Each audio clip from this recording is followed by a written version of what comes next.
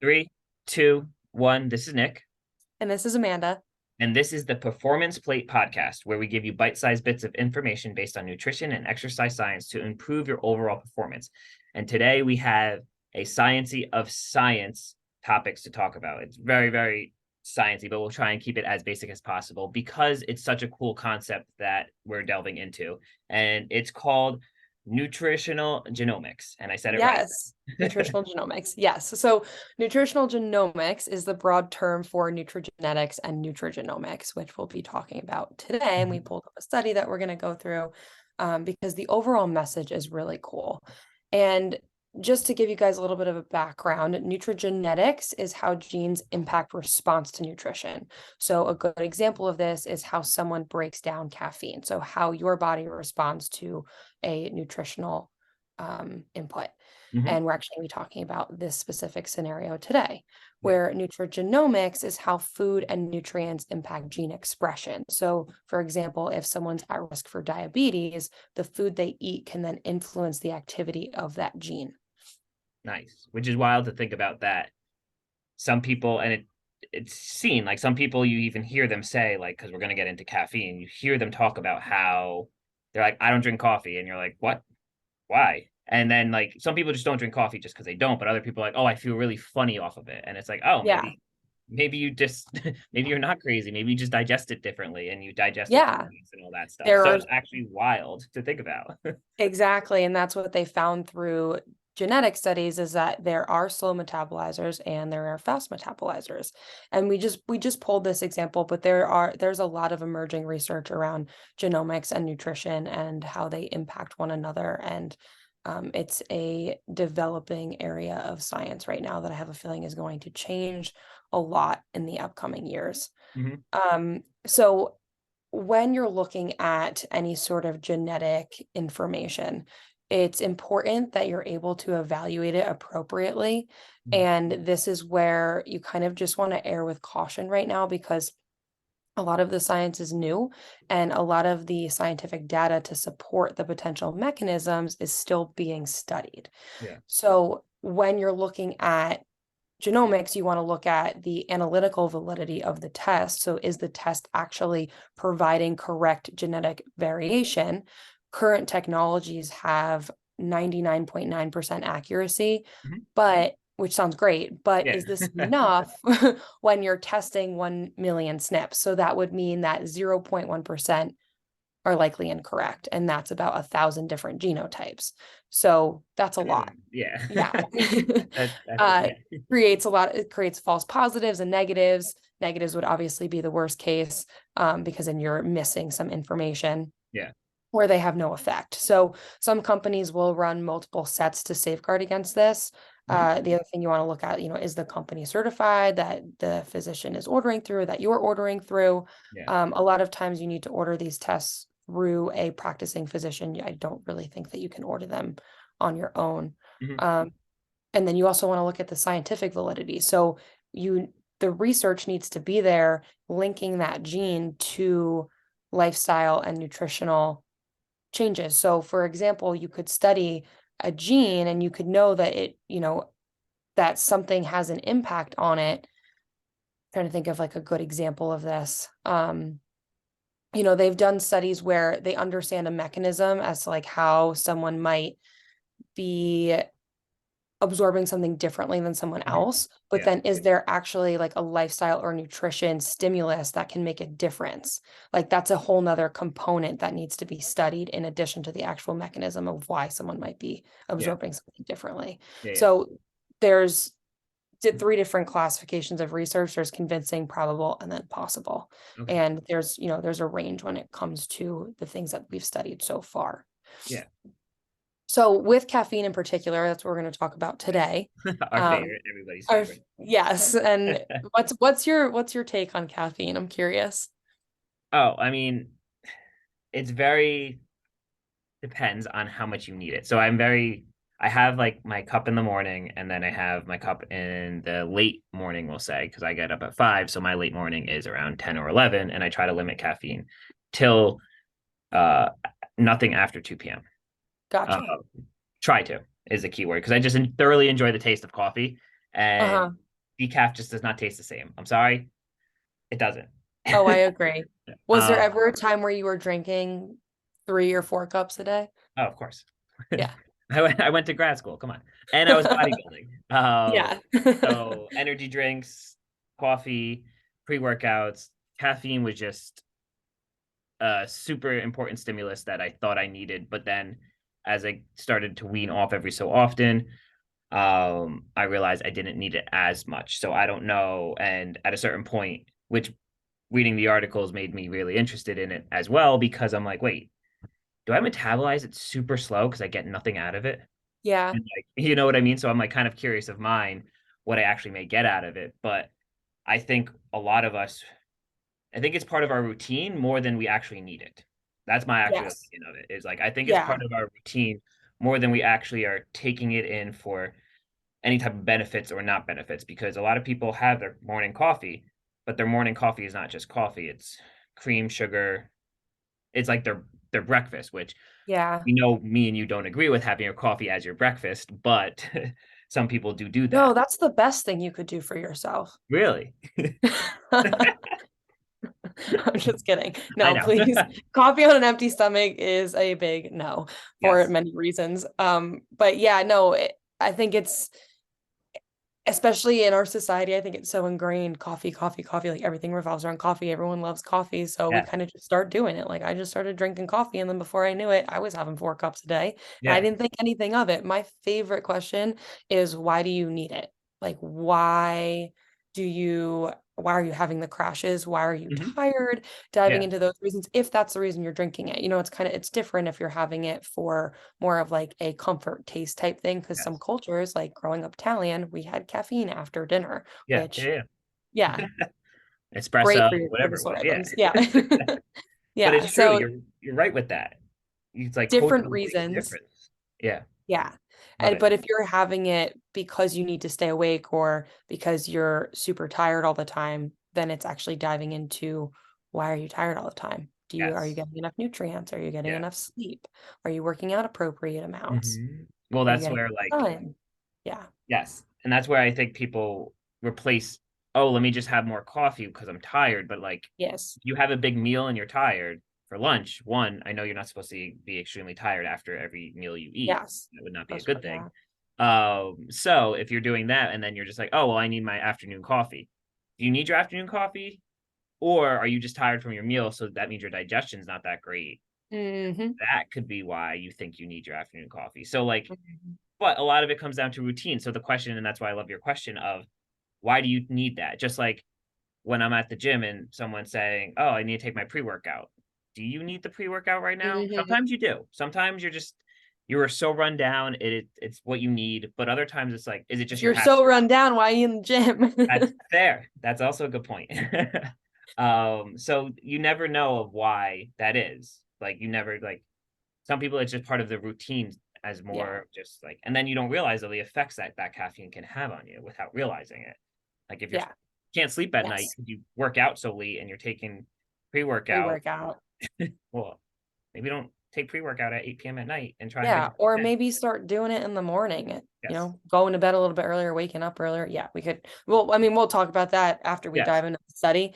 So, because I know one of your questions was like, we should definitely, talk about other forms of Hmm. other things that can give someone energy if they feel like they're Yes. struggling. Yes. So we will get there.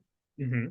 So when we're thinking about caffeine detox, there is a detoxifying enzyme called cytochrome P450A12, otherwise known as CYP A12. And um, over 95% of caffeine detox is carried out by this enzyme. Hmm. So, of course, when they started looking at nutritional genomics, they were like, this would be a good enzyme to look at. And they found that genetic variation exists within this gene. Right. So, variant alleles led to reduced enzymatic activity, which meant that some people don't use this enzyme as efficiently or as quickly. So those that carried the C allele specifically had reduced CYP 1A2 activity, Yeah. Which is otherwise known as yeah, slow caffeine yeah, metabolizers. exactly. Yes. Breaking it So down they for you. have yeah, 3 different genotypes. If you've ever studied science before, even if you just, if you studied science in high school, even I think they Yes. cover the Punnett square with The different Mendelian square. Yes, it's beautiful. Mendelian square. Yeah. Trust me, I have like a weird. I remember it so vividly. It's so weird. The I'm like, peas. yes, I do the random punnets. Yeah, with the peas, I'll do the blood type, and my mom's like, "Hey, what? How do you know what blood type I am?" And I'm like, "Well, what's grandma? What's grandpa? Let's put it together." And you're That probably one's a little more confusing. Yeah. I'm a nerd. What can I say? Yeah. No, yeah, so that's exactly what we're talking about here. So Yeah. individuals with the AA genotype are known as fast caffeine metabolizers, while those that have the C allele or are homozygous for the C allele, so you could be AC or CC, are Mhm. known as slower caffeine metabolizers. So they wanted to okay, this would be an example where they found a variation in the gene and they Yeah. found different enzymatic activity in that. Now they need to go and apply that to actual diet and lifestyle changes to see if Mhm. there's any influence there. Yeah. And that was something that I was talking about before. Like you need to make sure that that research is also there when you're talking about these genes. Yes. So there was a Costa Rica health study done on 2,000 heart attack survivors. They Mhm. took these survivors and they matched them to control subjects by age, sex, and then area of residence. These people, the control people, had not suffered heart attacks. Mhm. So research obtained coffee intake, lifestyle, and other health habits from the participants, and then they genotyped everyone for this gene. Also, just important to note that the caffeine in this study was highly caffeinated. Yes. So I saw that. I was like, dude, I want yes. that. I want what they're taking. Let's see what Yeah. happens. Yeah. So I don't know what the brand was or anything like that, but just know that it was highly caffeinated.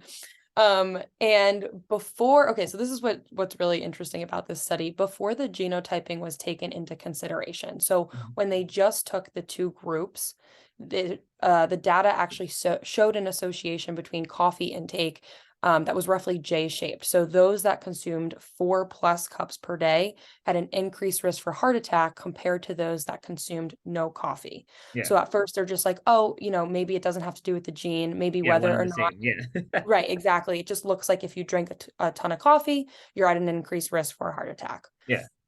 But, and they purposely did this, they purposely did that first and then compared it to when the genotypes were considered. A new graph showed that the AA genotypes, the fast metabolizers, did not have a significant increased risk for heart attack with higher coffee intake. So and then it showed that the slower metabolizers had an increased risk when consuming 2+ cups per day.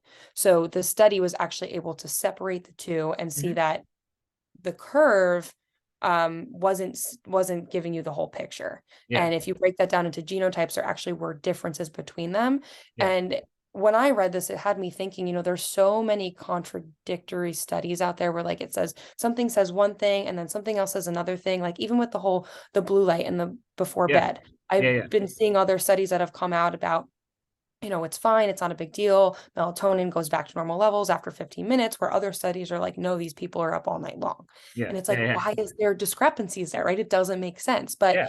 what they're trying to do is fill these gaps in with genomics Yeah. and nutritional genomics specifically, and seeing, okay, is this what's accounting for those differences and why, some people might respond this way while others might not. Yeah.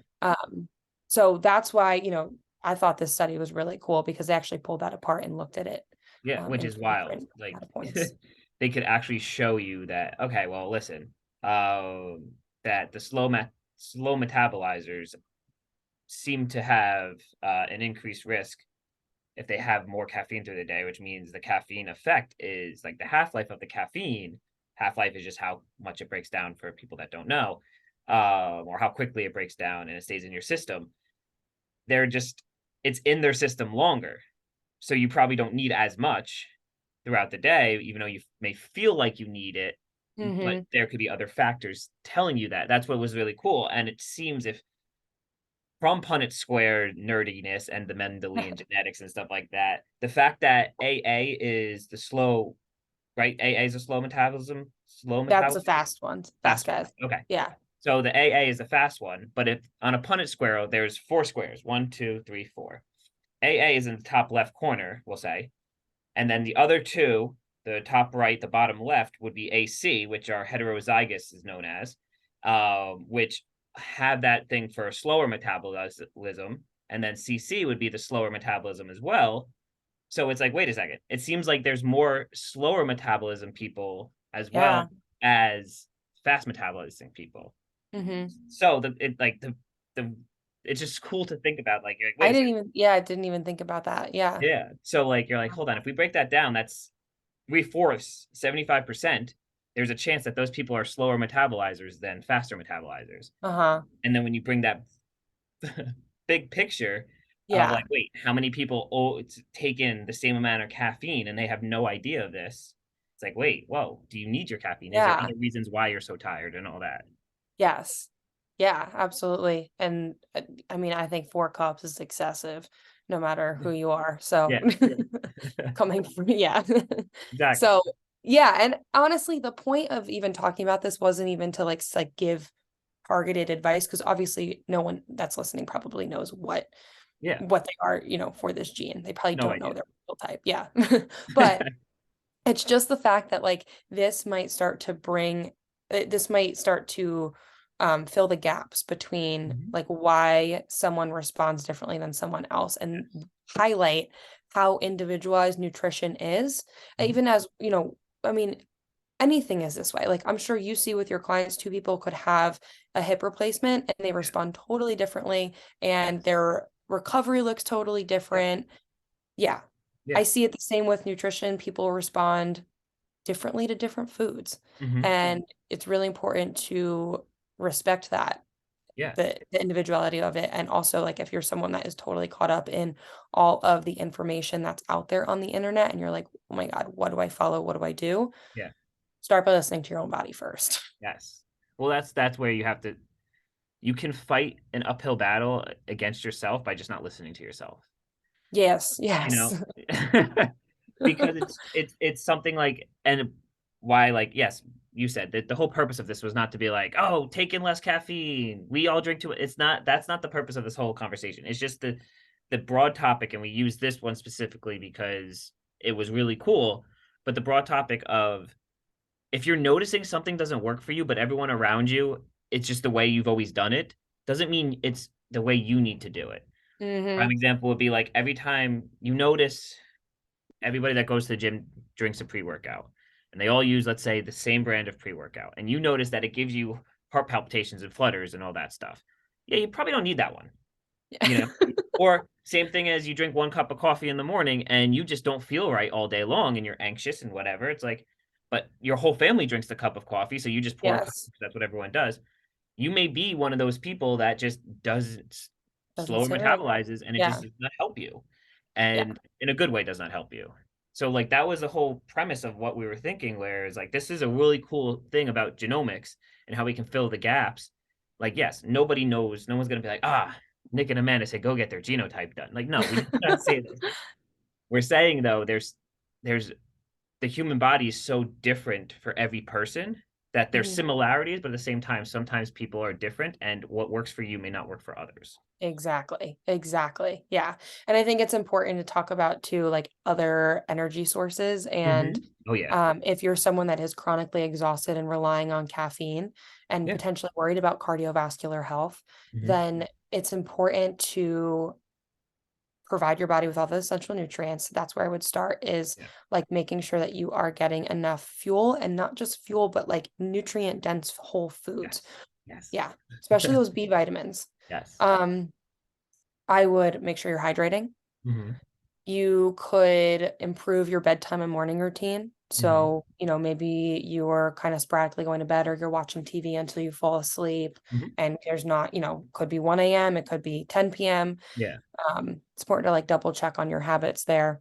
Hmm. If you want to start being more consistent or relaxing a little bit more before you go to bed, maybe you try to go to bed with racing thoughts and then you're Yeah. waking up throughout the night. Yep. Yep. Yeah, so finding a good routine for yourself, getting outside during the day, doesn't matter whether it's sunny or not, as long as you're getting outside, sun can go through those clouds. Yeah. So you might not feel it on your face, but it's Hmm. there. Yep. That's really important. Moving your body, just getting basic movement. It doesn't need to be anything crazy, but walking, stretching, like Yep. just moving, so, so important. If you can get a workout in, even better. Yep. Um, lighten your load. If you're a super stressed out person, like where can you eliminate some things? Not everything is necessary in this moment. Mhm.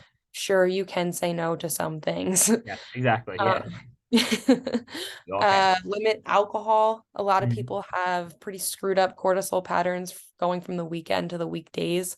So, like, if you're someone that's up till 3 o'clock in the morning, Friday, Saturday night, and then all of a sudden you're trying to go to bed at 9 p.m. on a Sunday, it's Yeah. probably going to be pretty hard and you're probably going to be pretty screwed up. So, Yeah. like, maybe limiting alcohol or at least like finding more of a routine with your weekends Mhm. um, can be really important.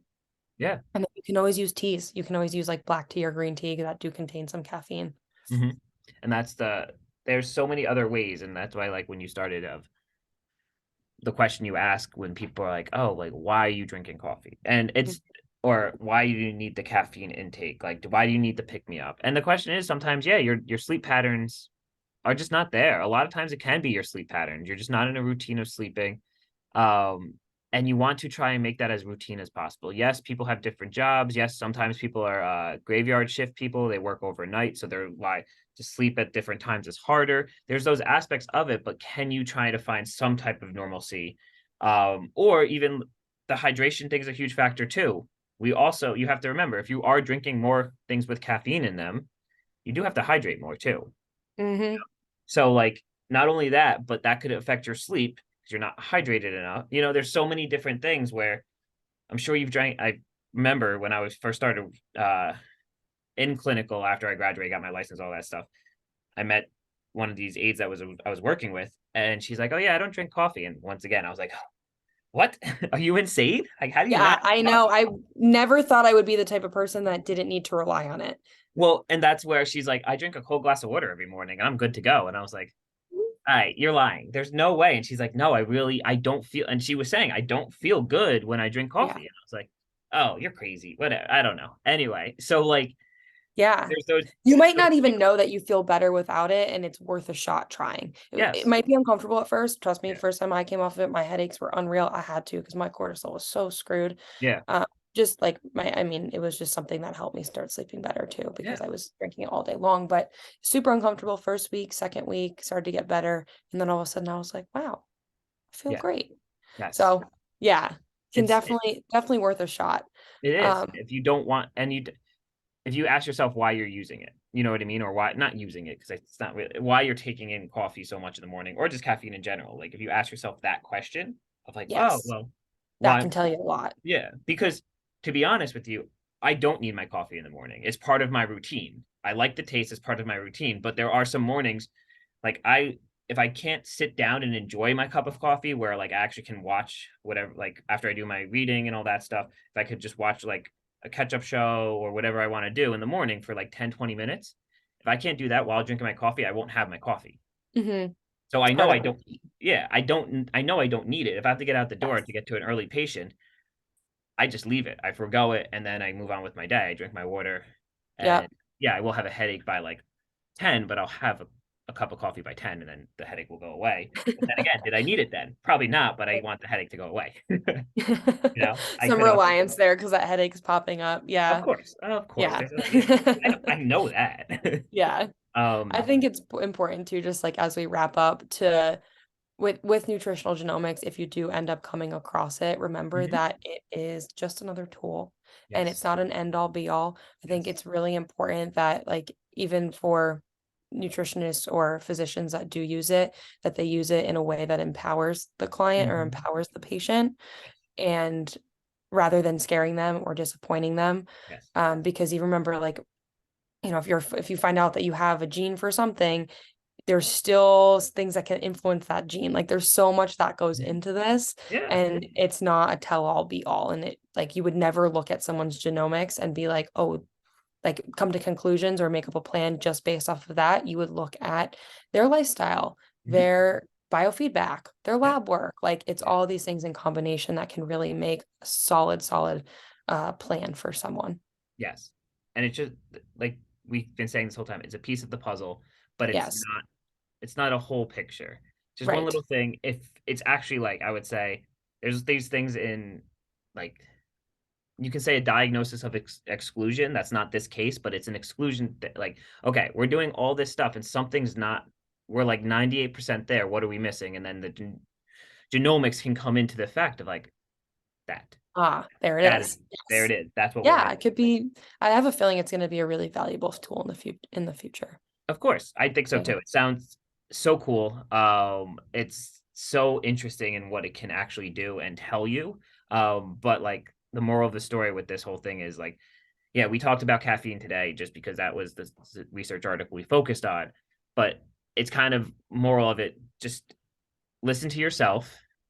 If you know, question sometimes why you're doing certain things if you don't need that. Like if you have a snack every single night that like doesn't make you feel good digestion wise, why are you doing that? Is it Mhm. is it familiar? Is it were you used to that every night as a kid? You had warm milk and whatever. You know what I'm saying? Like, Yeah. so like kind of question some things like, oh, this never made me feel good anyway, so Yeah. maybe you don't need that, you know? Yes. Yes. 100%. So this was awesome. Thank you, Amanda. Such cool topics. I can't wait till we dive more into it again at some point because it's actually really cool what's coming out with this stuff. And we're not saying we're not saying you can't have caffeine. We're just saying think about sometimes what you're doing and why you're doing it and Mhm. how cool this stuff is. And maybe your genes are not meant to be like the person next to your genes. Maybe you're not meant to train like the person next to you. Maybe eat Yeah. like the person next to What you. works for them might not work for you, might not work for the next person, but then it works for this person over here. Exactly. Uh-huh. So you never know. So we're saying just be open minded to things being different for you, and that's okay. Yeah. So thank you again. Another awesome episode of the Performance Plate podcast. If you guys enjoyed this, please give us a review on Spotify. Please like, share it, tell your friends, do all that fun stuff because we love educating and helping everybody. So until next time, thank you again, Amanda. Thanks.